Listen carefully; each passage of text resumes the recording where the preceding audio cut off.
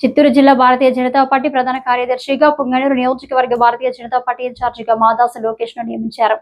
పులిచెర్ల మండలం కల్లూరుకు చెందిన మాదాసు లోకేష్ ఆది నుంచి బీజేపీ పార్టీలో ఉంటూ పార్టీ బలోపేతానికి కృషి చేస్తున్నారు.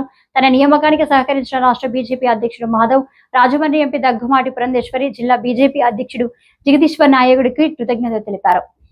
బీజేపీ జిల్లా ప్రధాన కార్యదర్శి మాదాసు లోకేష్ ఆధ్వర్యంలో రొప్పిచెర్ల మార్కెట్ కమిటీ చైర్పర్సన్ గా నియమితులైన కొండ సుజాత, చిత్తూరులో రాష్ట్ర బీజేపీ అధ్యక్షుడు మాధవన్ ను కలిసి సన్మానించారు.